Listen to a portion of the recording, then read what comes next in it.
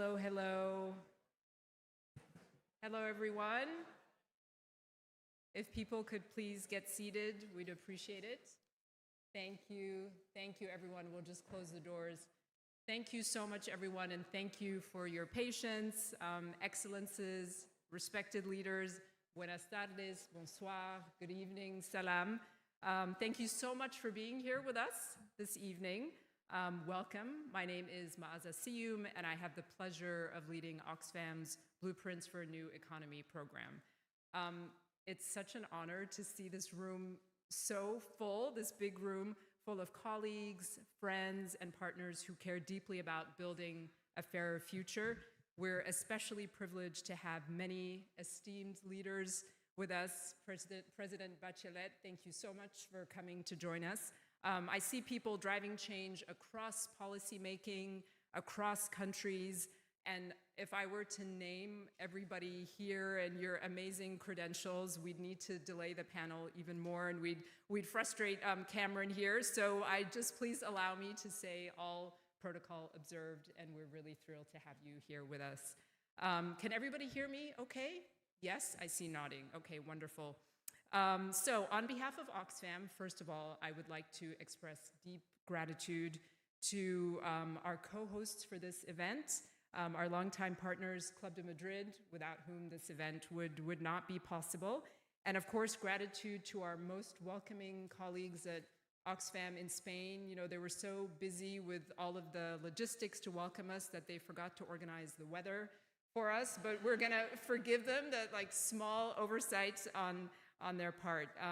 Before we dive in, I just have a few little housekeeping notes. This event is being live streamed, and the recording will be available on the Oxfam International channels for people who are not able to join us today. Please silence your phones. For those of you who still tweet, I don't know if it's still called tweeting, but for people who tweet, please feel free to tag Club de Madrid and Oxfam International, and they'll be really happy to amplify. After our panel wraps up, we're going to be having cocktails and light food right here in that lovely greenhouse that you saw there. So I hope that you all will stay and continue the conversation with us. So I have the easiest job this evening is really just letting you know what you can expect from this evening. In a minute, I'm going to hand over to President Alvarado, who will be here to help frame where the world stands in this era of extreme inequality. Then our panelists are going to take the stage for what I'm sure is going to be a thoughtful discussion, lively, guided by our moderator, Cameron Abadi. And then we will have 15 minutes for Q&A at the end. So please think about what you would like to ask. We're going to have a couple of roving mics. And then we're going to end with closing remarks by our wonderful colleague, Alexandra Haas from Oxfam in Mexico, and then we'll move straight into the reception. I was thinking we'd do that by 8:30, but it might be a little bit closer to 8:45, so please be patient with us. So just a little bit about why we're here. This is the latest conversation in our Oxfam Blueprints program, a program which centers the rising and extreme inequality that divides our world, but also a program that brings people together with the bold and transformative ideas for the economy that we need. So to help anchor tonight's conversation, I want to point you to our new paper, From Private Profit to Public Power, Financing Development, Not Oligarchy. I think that there are copies on the small tables around the room, so if you have not grabbed one yet, please grab one for yourself. This is Oxfam's take on the connections between development financing and inequality, really giving a deep dive on how the global development agenda is increasingly being captured by private financial interests. We're super happy to see this paper sparking worldwide debate. And now I'm super excited to introduce tonight's panel, Dr. Aminata Touré, member of Club de Madrid, former Prime Minister of Senegal, and the current High Representative of the President of Senegal.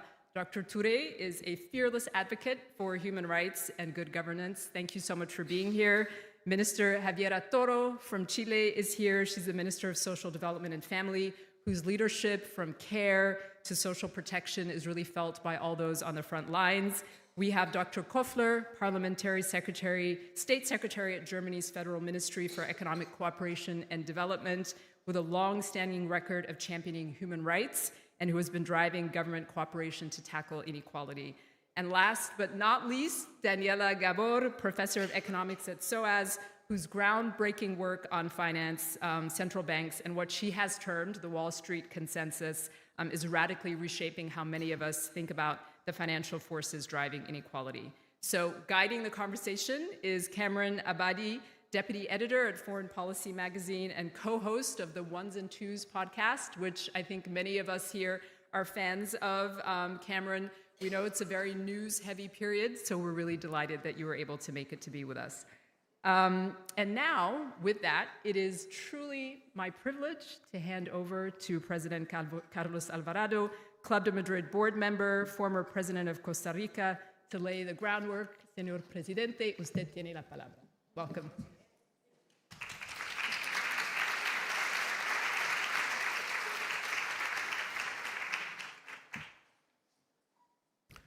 Muchas gracias. Thank you very much. On behalf of Club of Madrid, whose members are here, President Bachelet, Prime Minister Touré, myself, Secretary General of the organization, Marilena Agüero, we're delighted to be here and to partner once again with Oxfam, a great partnership that we have carried throughout the years, and to discuss in the context of Sevilla about the topic of inequality that we're living nowadays. So first, thank you all for you to taking the time for being here, those who are here at Sevilla and those who are watching us remotely. We live in a world that less than 10 men, and I underline that word men, dominate industries such as AI and possess more wealth than literally billions of people around the planet. We live in a world in which it is easier to raise funds and capital for speculative endeavors and capital ventures than to end poverty or hunger or disease across the planet. Now we are capable of finishing poverty materially, but it seems we choose not to do that. We live in a world in which many of the wealthy of the planet have explicitly said they want to be taxed to build a more just and fair world. But that has not happened yet. And I do believe, and I think many of us can imagine and design a different world, a one that's not the case. But there's another possibilities. There are other possibilities. How come, as we speak, for a developing country, interest rates are way higher than for other partners to finance their own development?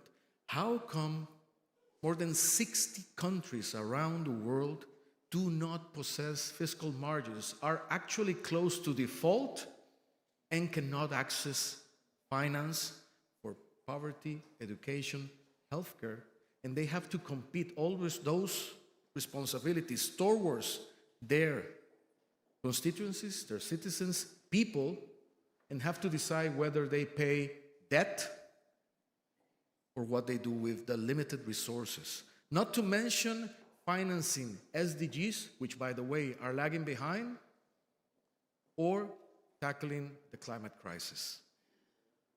That's the context in which Sevilla is happening. Don't get me wrong. I think there are two ways to see Sevilla, both valid, but maybe worth putting into context. Some say Sevilla will be a declaration, a commitment, but what's going to change? But then we also have to bear in mind the geopolitical context in which Sevilla is happening. And in such a complex context, with the fragmentation of multilateralism, with war happening in many places, with the not respect of international humanitarian law happening simultaneously, that Sevilla is happening with a declaration that's already been adopted can be seen also as something relevant. Also, if we put this in the context of financial institutions that have been around almost for 80 years, that need to be changed. If we see Sevilla as part of that process, it's a process relevant to keep pushing for. That's what life is. Life is a struggle to improve things. And I think that's what's happening in Sevilla, that we need to keep pushing for change. So I won't go much longer because we have a spectacular panel that can delve into these topics, which, by the way, as I was discussing with my sister, Prime Minister Touré, luckily this one is filled with women, not like the one in the inauguration we were talking, it was mostly men. And we need to put rules on that, at least I think, looking forward to the future. But I want to leave you with positive note.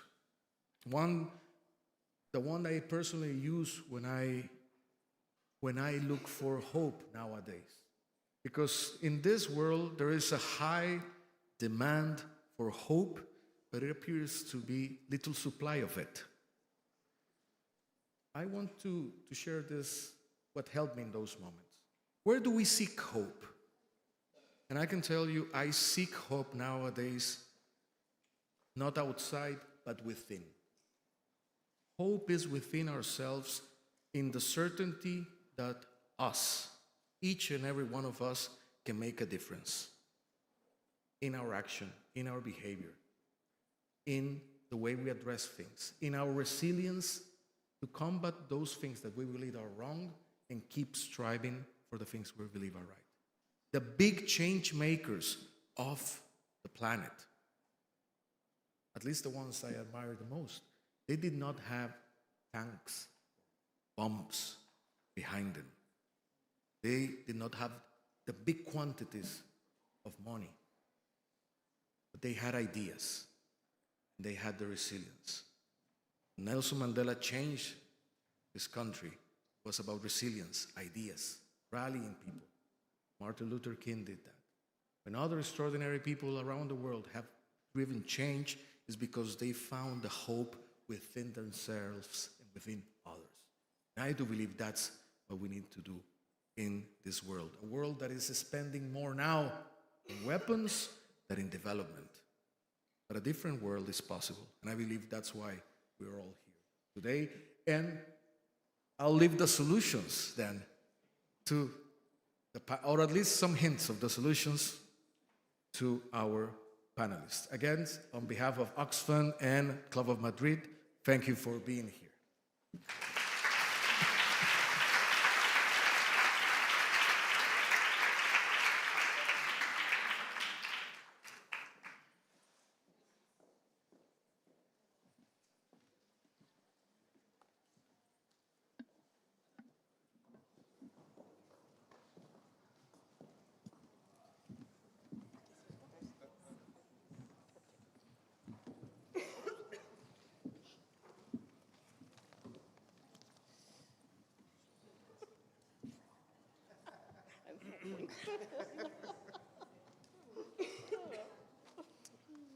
It's more relaxing than it looks. Hello to everybody. First, before anything, a word of thanks to Maza Sayoum and President Alvarado for those opening remarks. More generally, to Oxfam and Club de Madrid for organizing this event and organizing this specific panel. There are certainly not many other people I'd look forward to discussing these issues with than the people on this stage with me, with a diverse range of experiences and expertise. I suppose before I turn to them, I'd maybe lend a bit of my own expertise as a journalist. As was mentioned, I'm co-host of a podcast, also editor of Foreign Policy magazine. In both those roles, I'm always looking for symbols or ways of making abstract political issues concrete. With the podcast every week, I look for data points to introduce the topics we're discussing. Sometimes that's a struggle to find those data points that would be compelling.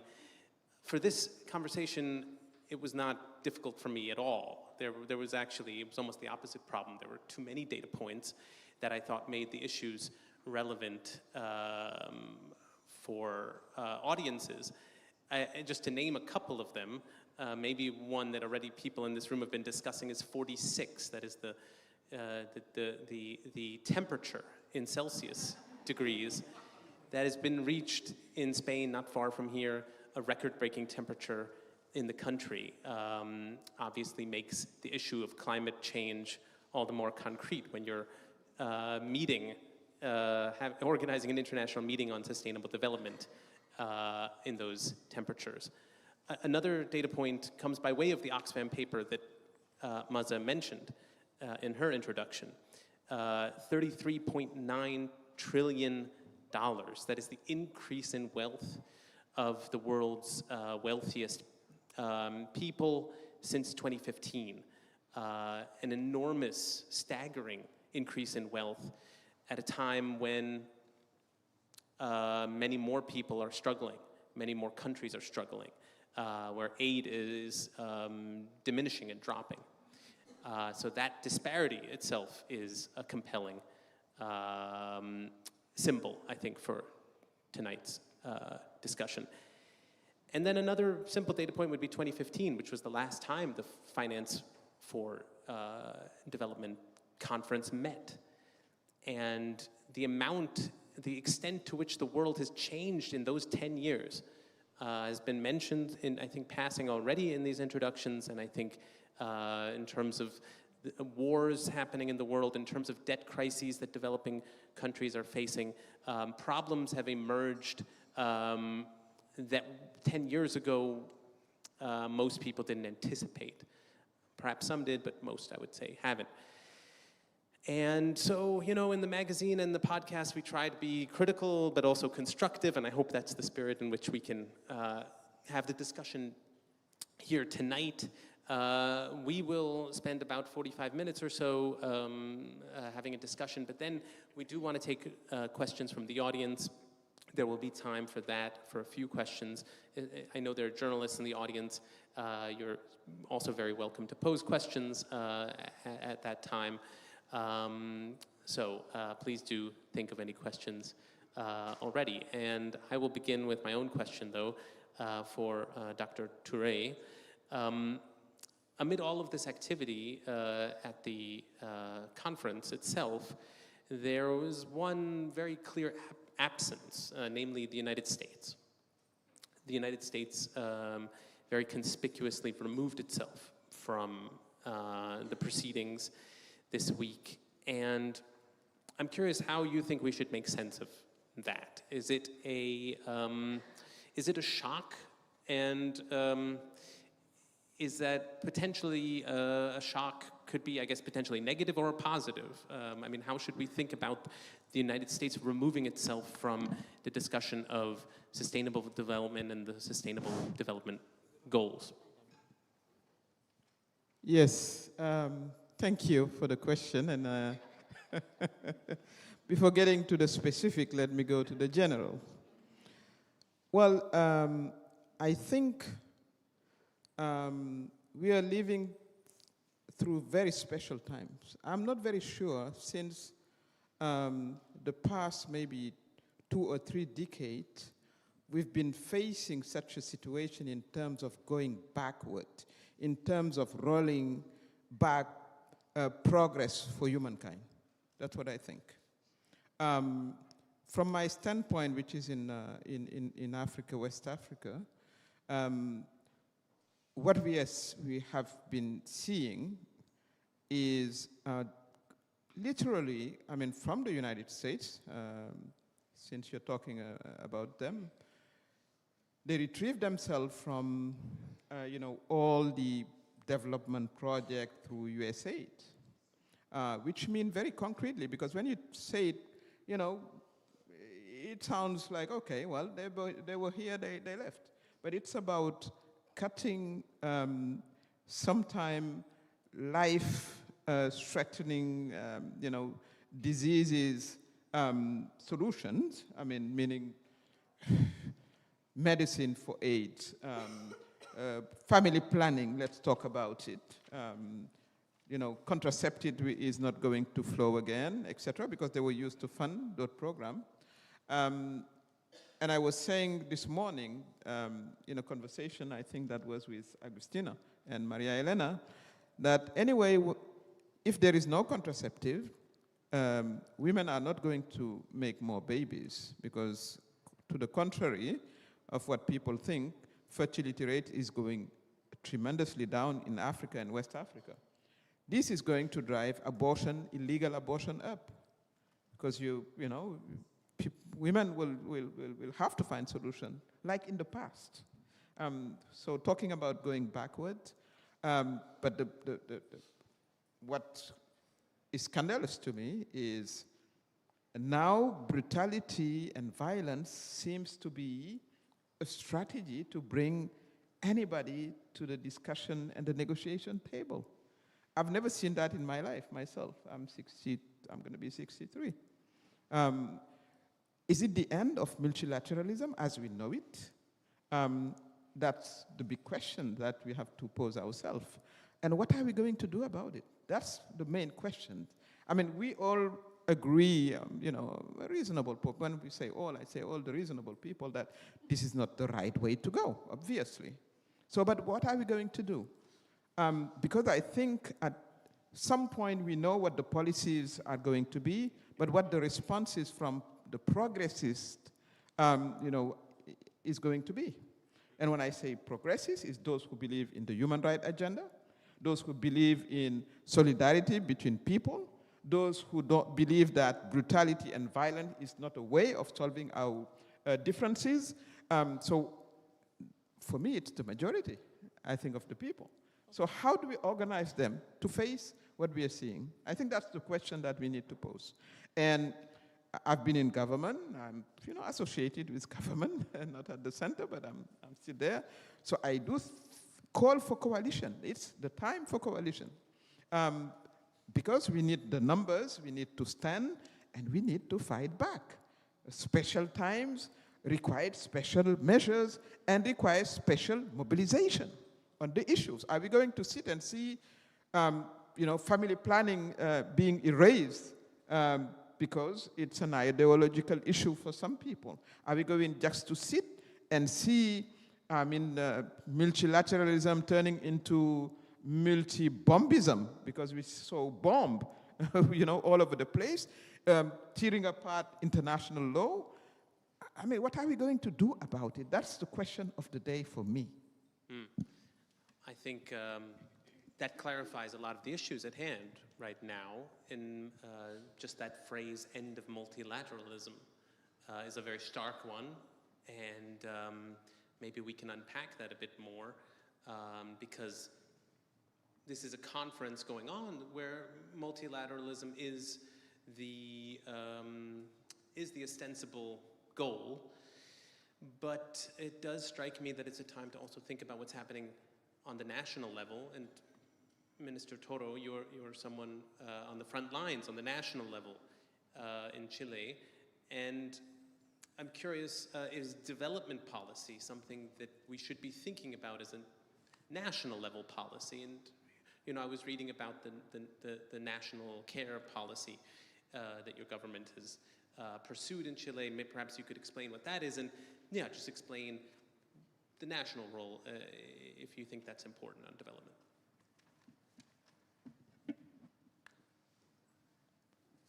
Thank you. Well, I was unprepared to speak in English, so I'll do my best. Firstly, we see national care policy as a policy against inequality. So I think in this room, probably we all are thinking the same, like inequality is, of course, a menace to democracy, to the legitimacy of the institutions, but that's like where we stand, and it's important, I think, to remark it.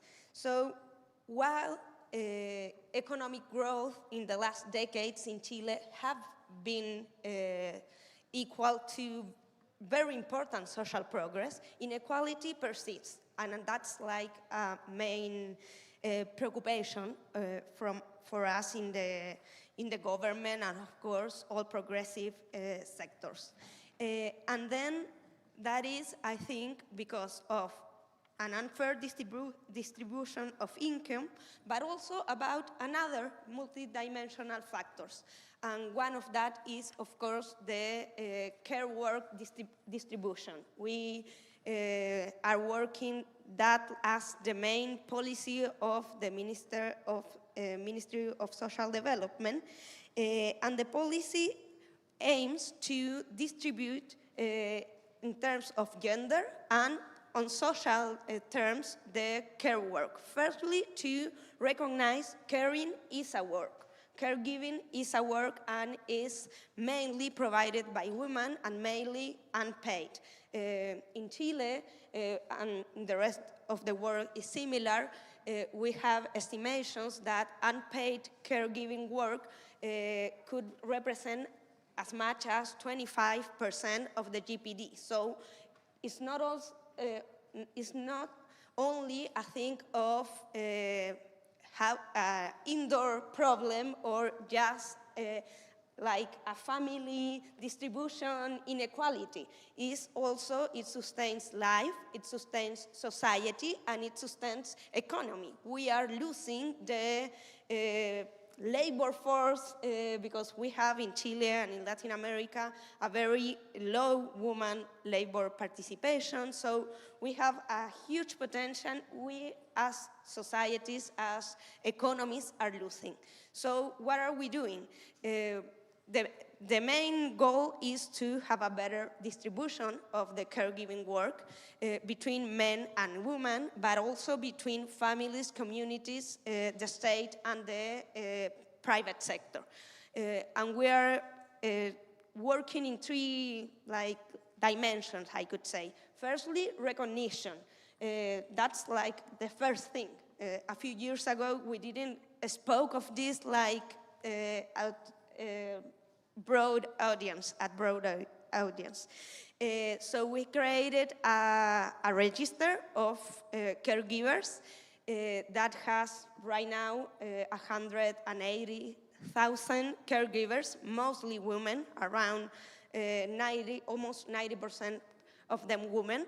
And it has been a first step very important. Secondly, we are strengthening our care programs. Some of them have many years. President Bachelet is here, and some of very good care policies are from her governments, like child protection. And I think in that way, Chile Crece Contigo, that's a child protection policy, is very important because also the protection of children, but also because it has an universal perspective. That's not the perspective most social protection policies have.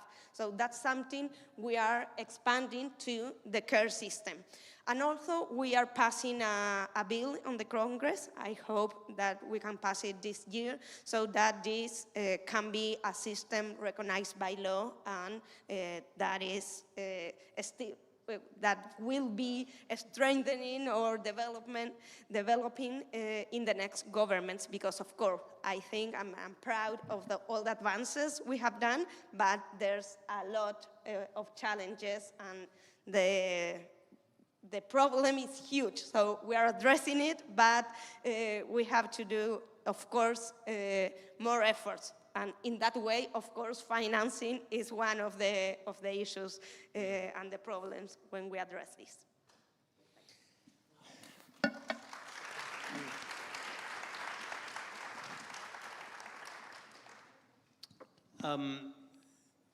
That might be a good time to shift to the perspective of donor countries. Dr. Koffler, you're here representing Germany at the conference.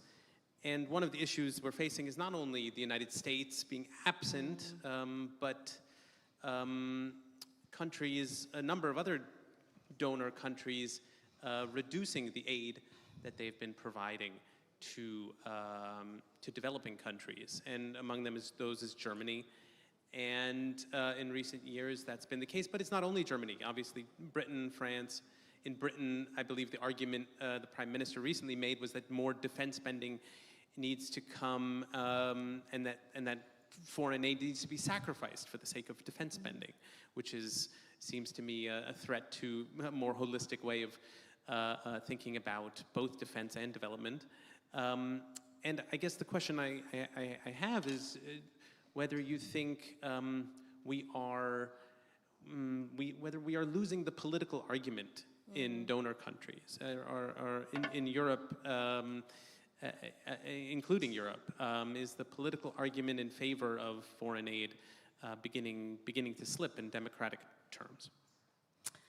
Well, maybe the problem starts with donor countries and countries who are receiving something, and we should frame the whole story differently. Because at the end of the day, I'm totally agreeing, we all face injustice in all our societies. And majority of people wants to overcome that. So I'm agreeing on that, and I think we have to see, to frame it in this way. If I look in my own society, there's a lot of injustice in European societies, in my own society. I'm a girl from a working class. I always point that out. When I was born, 4% of girls in Germany were going to university, 4%. That might be a small hint that there has to do something with your social background and with your gender, and that's unjust. And there are more and more examples for having injustice in our own societies. And if you understand SDG 10 rightly, we have to look on the injustice inside our society and amongst our societies and our countries. So I think we should frame it differently, and then probably, or I hope, our societies are accepting more than those, like inside societies, like with tax paying. Those who have more, who have the broader shoulders, can do more to fight injustice than those who don't have that. So we should start with framing it differently, but framing is not enough. That's also true. But I think we should start with that. It's a challenge because I totally think we're doing the wrong things at the moment. I don't want to be pessimistic because normally it doesn't help. We should develop an optimistic view how we can overcome the challenges. But if I look on our societies, we see that problems are rising from climate change to economic challenges to crises to wars to conflicts. We have the biggest number of refugees on the planet since we were counting that number. And if we see that, what are we doing also as developed countries, or if you want to call it like that, what we are doing is reducing international cooperation and not spending more, not only money, but also intelligence, capacity, whatever we have to do as a society to fight those challenges. We are doing totally the wrong thing. And it's a challenge in all our societies, to be honest, to explain that to our people. Because if you're not on the wealthy part in a rich country like Germany, it's hard to understand why Germany is acting in other parts of the world and not in your favor. So this issue on inequality has a lot to do with how we deal people inside our societies. And if we change that, I'm totally convinced that we also can find many, many people who, as individuals, have a strong feeling that we have to be live a life in solidarity, that we have to support those who at the moment need support. Maybe I need support in a few years, who knows. So we really have to change, I think, our mentality on that. And that's one reason why we tried, I know it's only one attempt, but we tried to tackle this issue on injustice. We were launching my ministry a few years ago, but we had the first conference last year in October, the second one in May now, with the Hamburg Sustainability Conference, this Global Alliance Against Injustice. And of course, you don't do things alone. We have Oxfam as partner, actually, which we were quite proud of. We have Sierra Leone as a partner, for example. We have European countries like Norway, like the Czech Republic. But I hope there are more to come and really address those issues of injustice thematically together. Because our experience of the last years as a ministry is if we worldwide address those thematic topics, change is possible. We tried to overcome, or tried to argue for World Bank reform, as a BM said, because we are totally convinced that global public goods, injustice, has to be included in the bank's policy. And at the end of the day, if you get a majority of countries, of institutions, of individuals supporting that idea, you can make a difference. So I'm agreeing with what the president was saying. We have to seek the hope in ourselves and try to work every day for something better. I'm for more than 20 years in politics.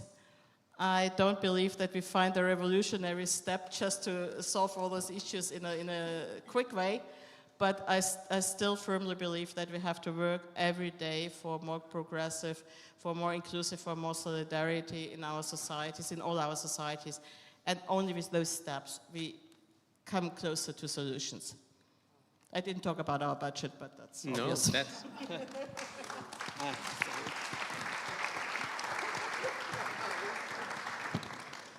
I appreciate that combination of pessimism and also optimism there at the end. That sets me up for Daniela. Daniela, one of the themes of the conference this week, but also dating back to 2015, is the idea of relying on private investment for sustainable development. And in a variety of ways in the last 10 years, as you've documented, this idea hasn't worked. It hasn't worked in the sense that the private investors have often done better than the ostensible recipients of aid. And you've coined a term for this, the Wall Street consensus, which is now also going to be a book, as I understand it. It's a term that we've discussed on my own podcast as well. So the question I have for you is, if we have all this evidence that it doesn't work, and here we are still talking about it at this kind of conference, why is the idea still with us? Why is it still sort of on the forefront of the agenda? Why hasn't it gone away? Right, thank you. The academic in the room now. So the Wall Street consensus sounds catchy, right? It sounds like the Washington consensus, you know, the development paradigm that Washington pushed on the global south and Eastern Europe, where I come from, in the 1980s and 1990s. But it also says that power shifts from Washington to Wall Street, to big investors like BlackRock or like private equity Blackstone. And where did I get the idea of calling it the Wall Street consensus? Well, I studied Addis Ababa. In Addis Ababa, in 2015, the World Bank came, and one UN insider described it to me, hijacked Addis with a motto called billions to trillions. I think I don't need to tell this room what billions to trillions means, but the World Bank didn't just want a motto. It very explicitly named it a new development paradigm. It wanted a paradigm shift in how we do financing for development.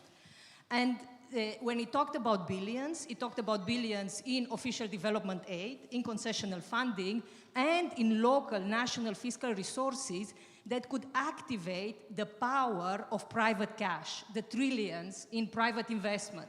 And they were very clear about what these trillions meant. They meant the trillions of institutional investors on Wall Street, the trillions of pension funds, insurance companies, mostly but not exclusively from the US and from the global north, who are managed by asset managers like BlackRock and Blackstone.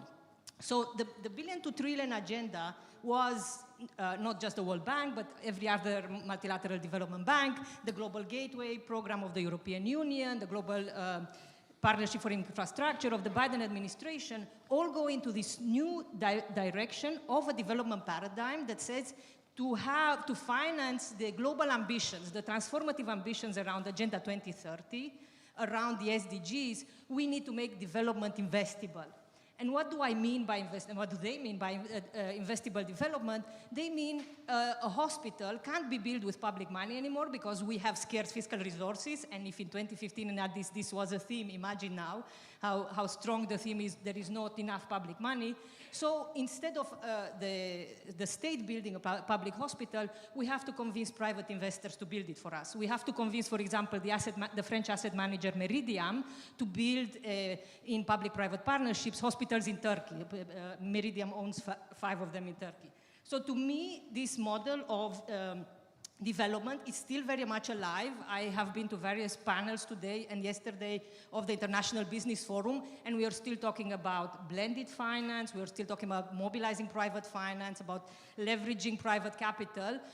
And although there is a recognition that the billions to trillions hasn't worked because the trillions haven't materialized, I think the diagnostic is not there, and nobody asks very carefully why the trillions have not materialized.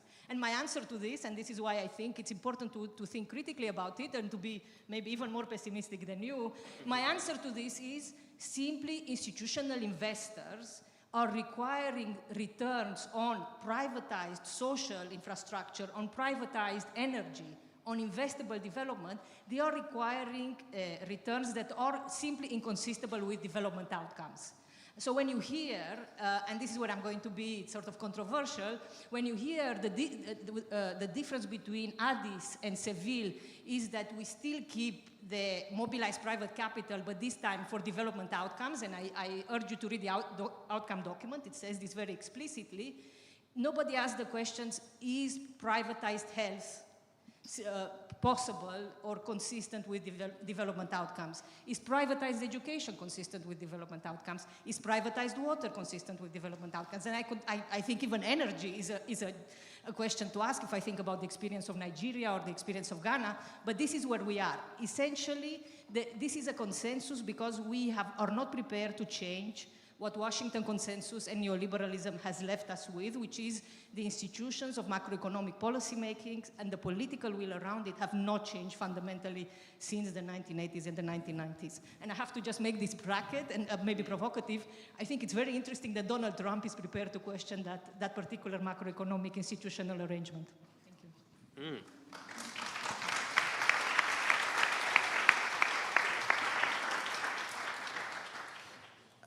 So, Dr. Touré, one term that hasn't come up very much so far in the discussion is debt. And, you know, when we're talking about the inequality between North and South, the problems with sovereign debt in the global South seem to me an issue that's arisen in the last several years. And I'm curious if you think this is a problem that needs more attention, whether it's been receiving enough attention at this conference, and what a potential solution for sovereign debt in those countries might be. Well, if you allow, let me backtrack a little bit and say that this year, African Union's theme of the year is reparation for the African people and the diaspora for slavery and colonization. They didn't do it just because of this. It's very much linked to what you're saying. If we check the accounts and the books well, the West owns a lot. You take a country like the Congo, if you estimate what Belgium, that is very, very, very small, extracted there during colonial times and before that, slavery time, I think it might be, you won't be able to count it in $1 trillion. But the question is on the table. We believe that at some point the debt is to be canceled for Well, the historical reason people dismiss it, but it's a right one. But second, because by paying the interest over time, we have paid 3 to 4 times the original loan. Is that fair or just? That's the question that we're grappling with. Second, we are paying interest, we are paying loans at rates 4 times higher than the rest of the world. And we never defaulted. You cannot cite me one single African country that doesn't pay its debt, because you know that it's a death sentence for you. So we pay 4 times more, we are good payers. This cannot continue. But the issue is, this is most of the time private debt. So private debt doesn't belong to any country. That's what country says. Well, the banks are independent, so there is nothing we can do with the banks, which is not true, actually. Because if you remember, in 2008, when the failure of the general bank system occurred in the US, the government stepped in, so they can do what they want to do and regulate. So that's where we are. It's very much an issue for a country like Senegal, where you have to choose whether. I mean, you don't have even to choose. You cannot choose. You have to cut from your social budgets to pay interest. We're not talking about the principle yet, but because that's how the system is framed. And we are framed. I think African countries are framed. And that needs to change. So no wonder why you do have unrest, you do have military coups, you do have the people taking the street because they cannot take it any longer. And my message most of the time to Europe is to say, well, I'm not very sure you are getting a good bargain if the unrest is generalized in Africa. The shortest distance between Africa and Europe is 14 kilometers, right? 14. That's the shortest. So you can imagine the consequences. So for your own interest, maybe you should not let this framing going on and on and on. I mean, it's not a threat, but it's the reality we are dealing with. So I know it's not maybe the most, appropriate time to discuss about how are we going to clean up this global financial system, although we have to talk about it and fight about it. The other issue is the rating of our loans, the Flinch, the Poor, the Standard & Poor's and the likes. They belong to Western countries, and they're the one making the rating. So why? And of course, I mean, they're very prompt at downgrading you, which means that your debt on the market is more expensive. Your bonds go down in terms of values. So that's the point now. And we feel like we are pushed to the wall in terms of injustice, and this has to stop. And you're seeing now new government all over Africa with very young leaders. My president, who was elected last year, is 44, which is quite young in the context of Africa and leadership, right? We are really questioning, this system. So what's the solution? I'm sure that's your next maybe question is. Well, I think Africa has to get its act together, because you cannot be that rich and suffering from such injustice and doing nothing about it.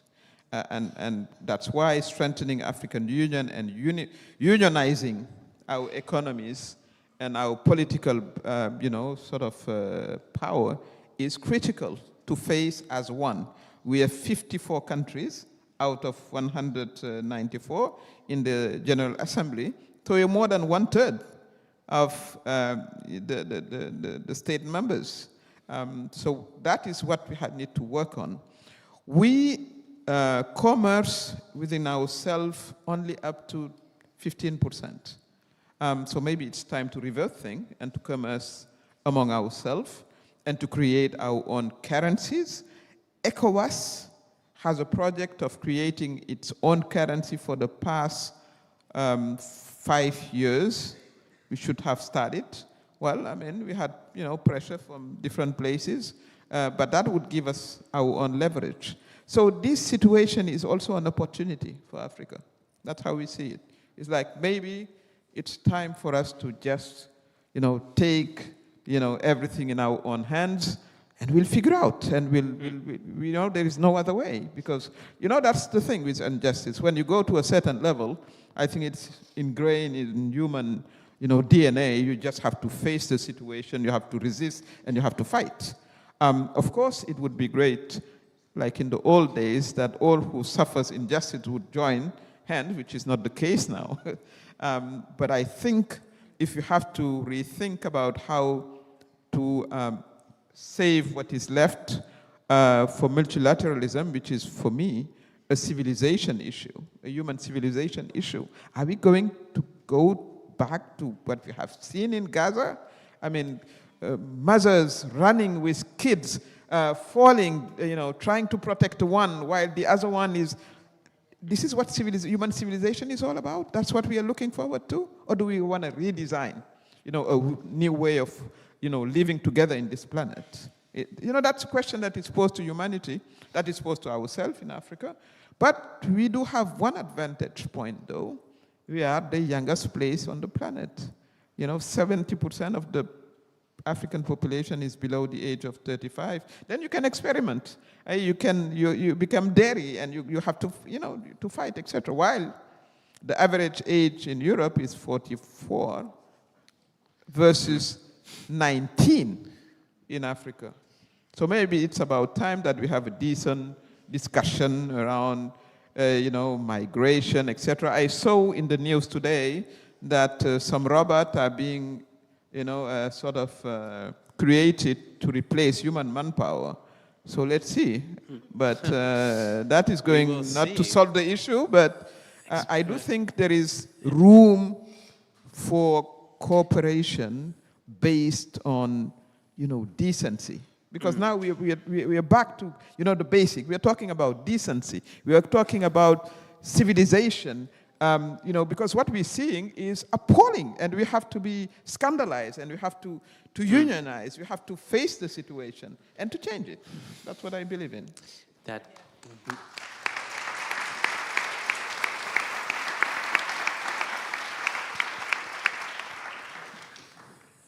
That is certainly an inspiring idea of experimenting on the international level in Africa. I would like to turn back to you, Minister Touré, to ask about some more about experimenting on the national level.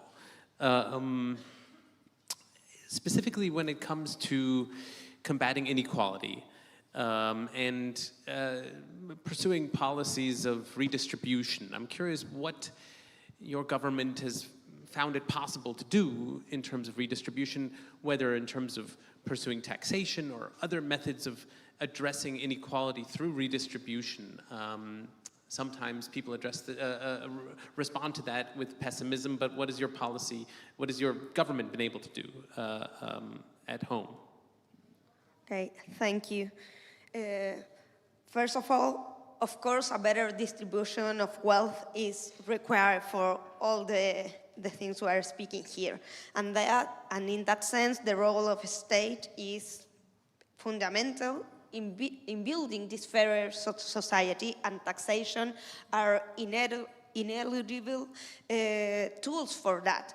So we need more progressive taxes. We need to tax more higher taxes to capital than to consumption. We have in Chile and in many countries very high taxes on consumption, and we need, of course, to increase taxes of where the wealth is. And these, of course, are required for social policies, social protection, and some of the policies I spoke in my last word.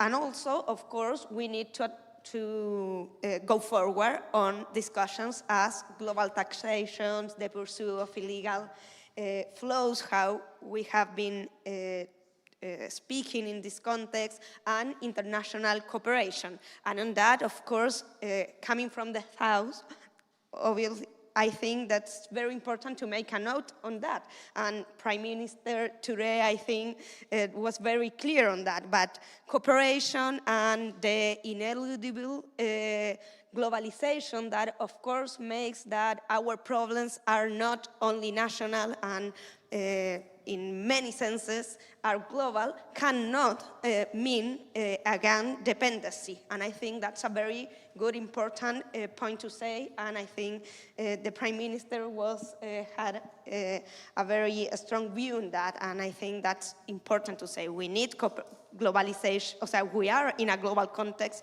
we need cooperation, but we already know what cooperation has meant in some context. And in our government, specifically in Chile, during this government of President Boric, we attempted a tax reform, but we couldn't get it fully passed. We have a political fragmentation, a Congress that is not very supportive, and however, we did pass some important things to reduce evasion and elusion, and also a higher mining royalty on our mining resources. And I think that's very important because it has a redistribution effect, because this royalty is arriving to the local governments, and that's like also a thing we believe in our government, decentralization. But still it hasn't been an easy path. There's still a long way to go. Political fragmentations, of course, we have very important fiscal constraints and a resistance of the economic power, or a part of the economic power, have been important obstacles. But I also want to make a note in the sense that we can not be speaking only of redistributing the wealth we have.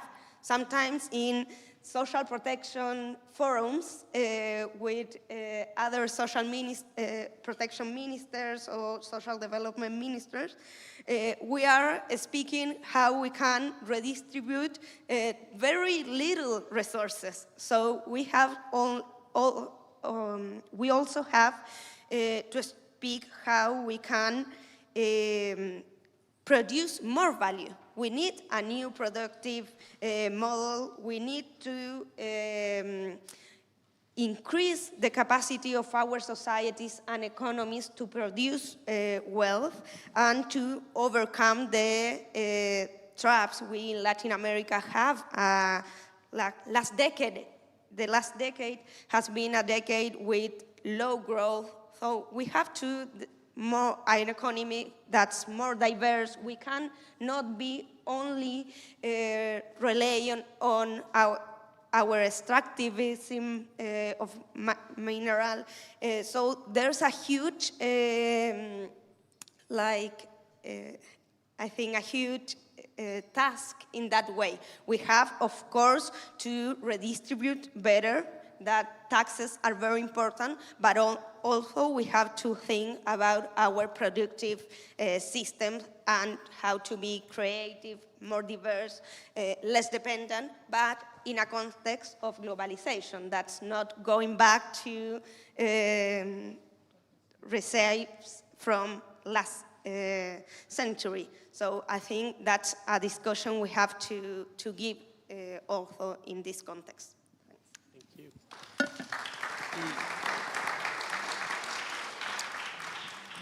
And Dr. Koffler, one of the themes I'm hearing and throughout this panel is that this is a time of reconsidering our old ideas, our old certainties about development, trying to think of creative new ways of addressing these issues. You mentioned Germany's alliance of countries to address inequality. I wanted to ask you about the role of the IMF and the World Bank as institutions. If we're in the spirit of rethinking creativity, what role do these institutions have to play? Do they still have a role to play? What role should that be, do you think? Well, we were working for reforms of those institutions. And of course, that's not the idea of everybody. So that's always the challenge, to get a majority for that. I'm convinced that those institutions need reforms. One thing is that you have global challenges which were not addressed at all in the framework, in the previous framework. It's climate change, it's pandemic issues, it's global public goods. So what should be really financed by institutions to enable countries, member countries, to overcome those challenges? They were not addressed. And we were really striving for those reforms. We also have to see that if a country is in debt, for example, it's not the easy low-hanging fruit always then raising the VAT. If I'm asking or if I'm discussing about taxation and tax systems, I'm doing that explicitly, talking about a progressive system like you were mentioning. Because we've seen in Kenya last year what's happening. 2% of VAT up, and of course the prices for everyday goods, food, energy, water are climbing for those who cannot afford it. So, and that has to do with the institutions you were mentioning. That has also to do with that. And I firmly believe we need reforms in that. We have to change those attitudes totally. We have to also rethink who is on the table. That's the phrase I always hear when I'm on the African continent. I'm the German governor to the African Development Bank. It's always the thing that people want, and that's rightly so. Not always the same people who decided in the year 1950 or the same countries are probably those who are reflecting the world how it is constructed nowadays. So we need structural reforms to those things, to those institutions. But we also need, and that's a little bit of hope for me also when I look to what was decided here in Sevilla. We need different taxations to enable countries to really come up with these different resources on their own. A lot of countries are, as a whole, rich, but the money is not collected where it could be collected. And I mean those who are really the wealthy ones in the country, to be honest. And therefore you need a tax administration. I think Kofi Annan was saying that once you need an administrative muscles for development. And that's something we have to work on together, those muscles. By the way, you need them in European countries also, or in other countries. So that's important for me to really work on, in a sense, I just described it for domestic resource mobilization, which is not there for the taxation's sake, but for really doing something then with the money. You were talking about global public goods. If we want to really have an environment for jobs which are needed for the next generation, for a young generation, for example, on the African continent to come, if those jobs should be created, there has to be an environment which has to do with social protection, with education, with access to health, with access to global public goods. And therefore, governments need the taxation, and that should be collected, and we should think how we can do that. That is one thing. And the second thing is to really come to international action, not only agreements, on illicit flows, on tax evasion. I know how complicated that is, because to be honest, there are a lot of people who are quite influential and who don't want to pay those taxes. But that is important really to get all of our economies, all of our countries in the position to invest in the people and invest in public goods, invest in solution for global challenges. If we don't do so, I'm not believing that we can privatize that. So let's put it that way. So,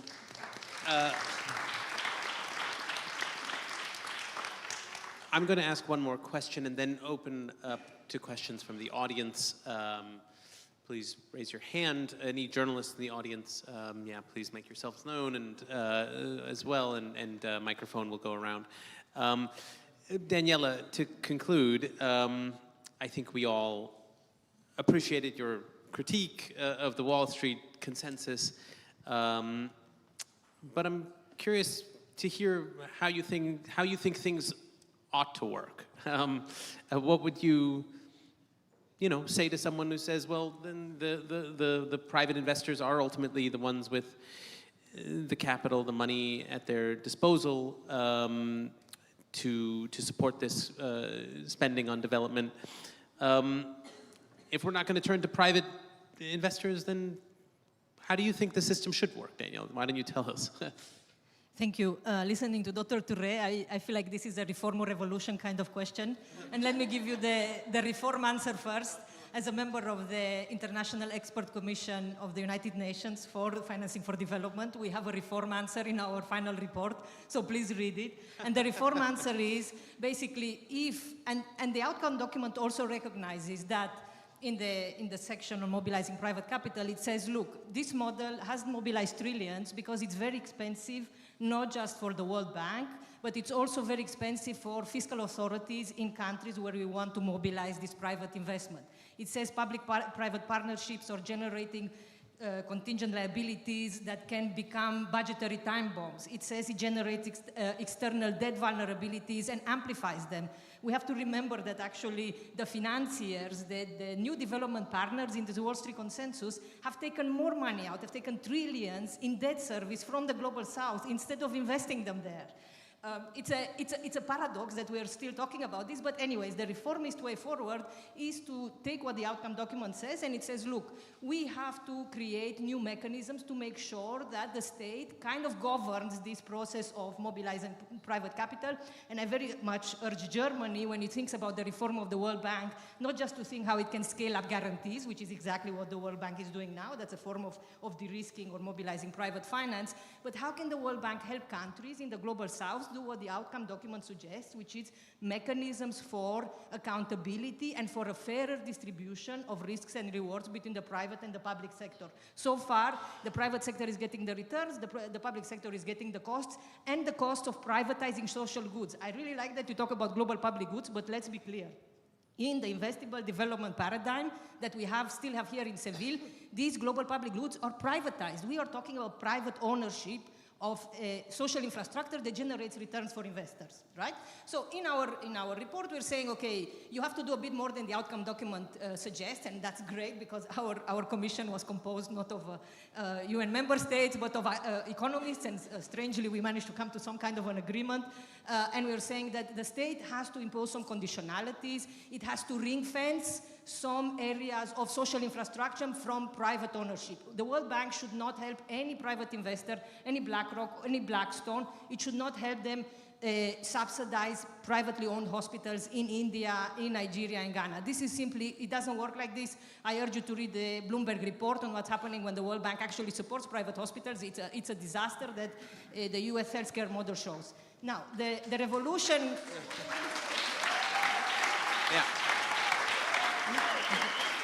That was a form answer. So yes, now, what is the revolutionary answer? The revolution is, and this is already in our report, but I like to say this often, we are calling for a proper return of the state in economic activity. We are having so many parallel crises, and we're all sweating outside because the climate crisis is serious. What we are saying is the state has to come back. It has to be a transformative state. I like to call it a big green state, but you convince economists in our commission to call it a big green state. I like to call it the big green state because simply we cannot afford to go with the old paradigm or with the old ideas that simply what the state has to do is like sit in the back seat, put private capital in the driving seat and give it some blending, giving some de-risking guarantees. We need to radically, in many ways, in the ways that the Trump administration does, but for progressive purposes, we need to simply radically reform the state, and for this we need capable bureaucrats, we need state capacity. I mean, it's a very, very long list. It goes a lot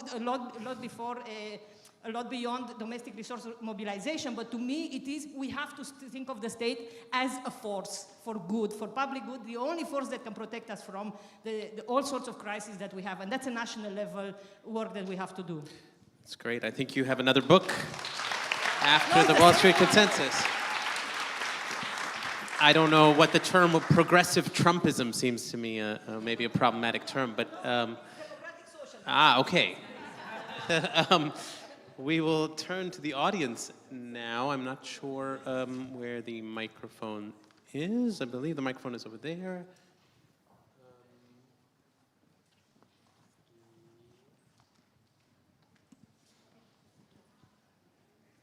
Okay, thank you very much.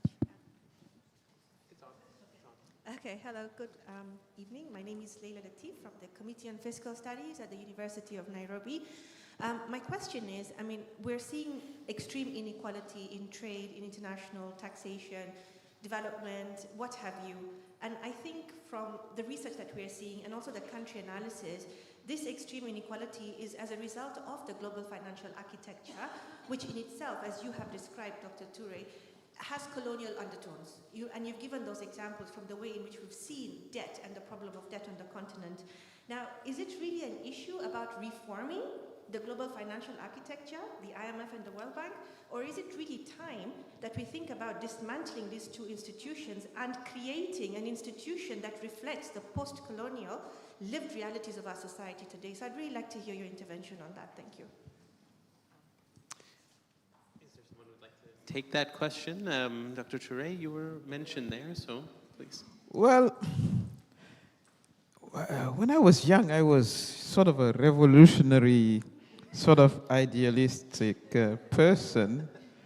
But I feel like I'm more radical now that I aged. All right. So I think, you know, the idea of revolution has been not that pertinent that nowadays. And I sympathize with your point is, you know, we've been saying we have to reform everything, starting by the UN, by the way. I spent 25 years in the UN. We've been talking about reform and nothing happened. So it's about time that we definitely create something new that reflects the will of the people.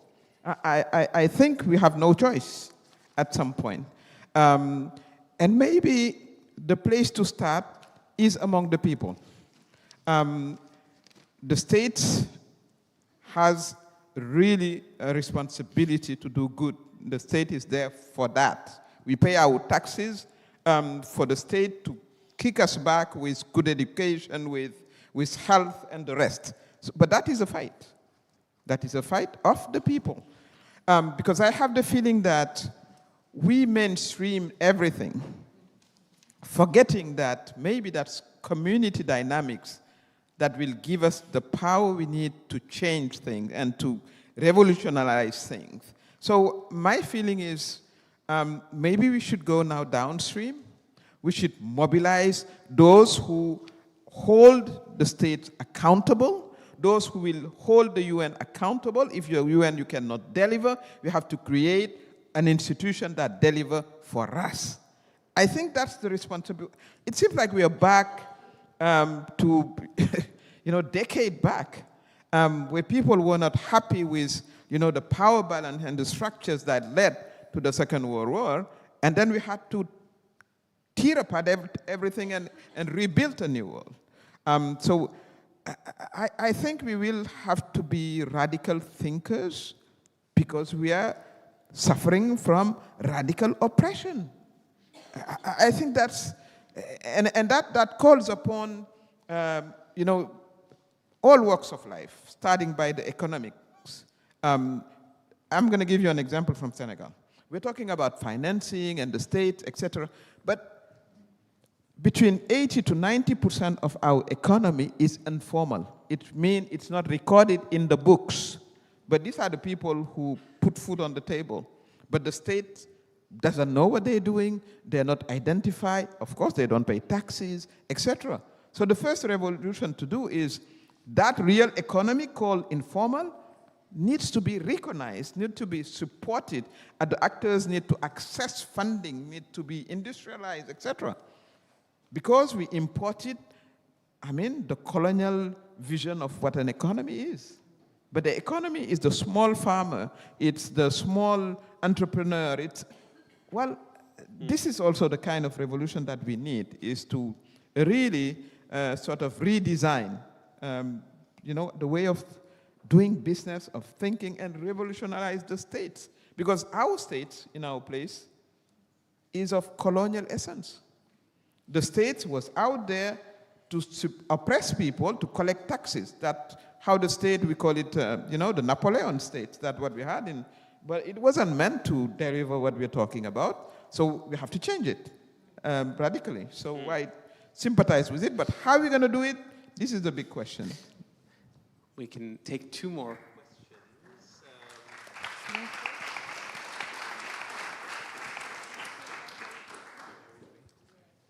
I'm being asked. Can you hear me? Yes. Okay.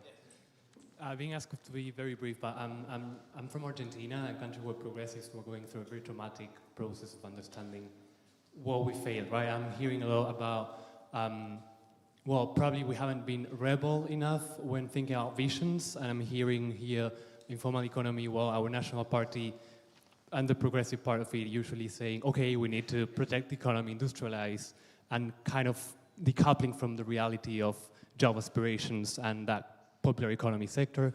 I've heard also we might have been holding a lot to institutions that were designed not necessarily to basically deliver on kind of new visions. So probably we have not been enough artists and neither good translators.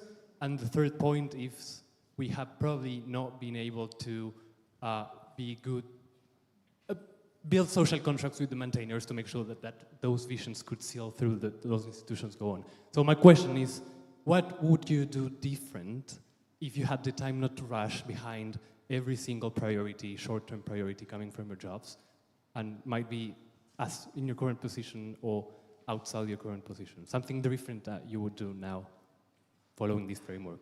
Thanks. I mean, I'm not an Argentina expert, but I can say something that I would do different in the countries in the global north, and I always say this, and I'm sure the minister next to me is going to be horrified, but the reason why we are surrendering the social contract between the state and citizens to financiers, to big finance, and there are many ways in which we can document this, the reason is that a lot of the money that financiers have to invest, have to promise in trillions, comes from the pension funds that we have privatized under the push of the Washington Consensus and neoliberalism. So I invite you all to read the ILO 2018 report on reversing pension fund privatization. If there is one thing that Global North activists and I would say progressive politicians should be fighting for is to nationalize pension funds, take away a third of the funding that is available, a third of the trillions that are available to BlackRock and Blackstone and many other private equity companies in the US, but also in Germany and France, to push politicians into this direction of the only hope is to get Wall Street to rebuild and transform my country. Thank you. One more question we can take. It would be helpful to say if you're addressing the question to a particular person, that would help in the reply. And also, we'll be here afterwards, as mentioned. So if you have another question that we can't address now, obviously you can find the speakers outside afterwards. Thank you. My name is Camila Ortiz. I'm from the Permanent Mission of Chile to the UN, but I will not ask my minister. I will actually ask Daniela because I will put on my negotiator hat. And it was really inspiring and also very interesting to hear from the academy critics to the Addis agenda, which has been for 10 years being upheld as like the document that provides the roadmap for sustainable financing. We know, of course, that all these documents are not binding, and of course, we have had this really good result, like the 2030 agenda, Addis. Now I believe, like in a very complex scenario, Compromiso de Sevilla also brings a lot of gains for the developing world. But I would like to ask, what do you think are like the biggest gains that the document has, and where are like the biggest opportunities? And also, what are the biggest risks? What are the parts that were like most notably left behind? And of course, how do we avoid that this is just another like declaration of intentions and really we fail once again to deliver? Cameron, I feel like this is a question, I mean, I'm going to answer in respect to you, but I feel this is a question that There are far more interesting answers there. Just very quickly, progressive taxation mentioned in the document is amazing. Illicit financial flows, if you read the Biden administration's submission to the Elements paper, the Biden administration didn't want to talk about illicit financial flows because he said, oh no, we should call them something else. A very important gain. Very important gain is double materiality. I'm sorry to be boring, but this is something that central banks really don't like to hear and big finance doesn't want to hear because it says the financial system is destroying the planet by funding dirty activities. We should stop them. The gains on investable development, but with development outcomes and better monitoring and better kind of, it doesn't say conditionality, it could.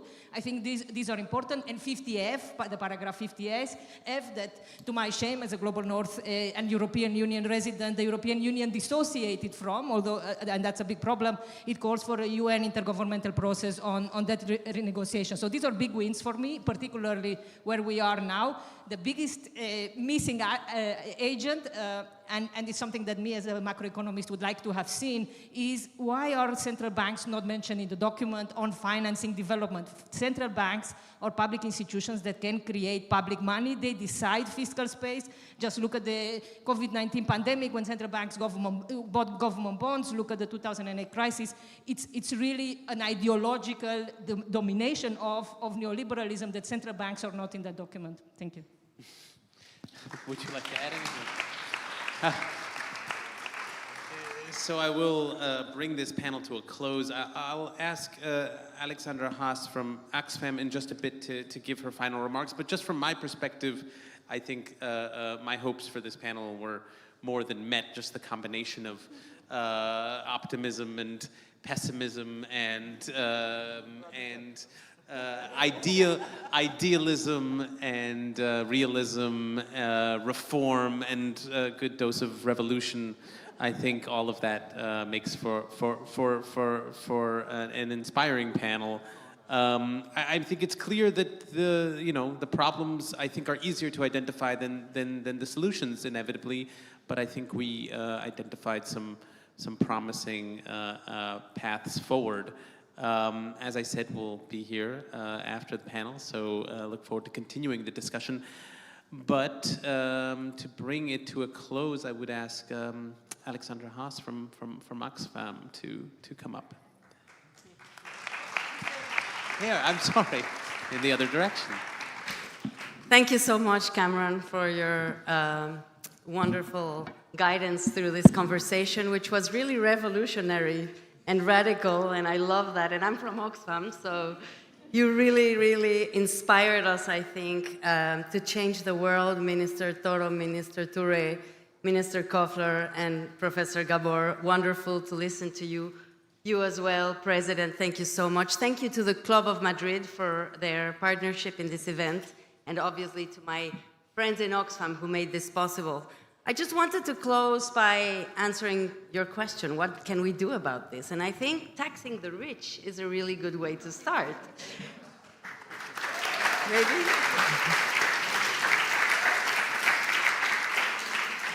Because look, they are really comfortable. They are so comfortable where they're sitting in a system that is giving them money and more money, that now they are even able to bring politicians to bring down institutions because they feel they can go further than they have gone right now. So I think we really have to take this problem of power very seriously. And the other good part of taxing the rich is which we would actually get some money to help finance that gap that we have for SDGs. They actually made, in the last 7 years, $6.4 trillion, which is exactly what the SDG gap will be in 2030. So I think it is right time to tax the super rich, to think about changing the system, and as the ministers and Professor Gabor said, to go from narrative to action. Thank you so much.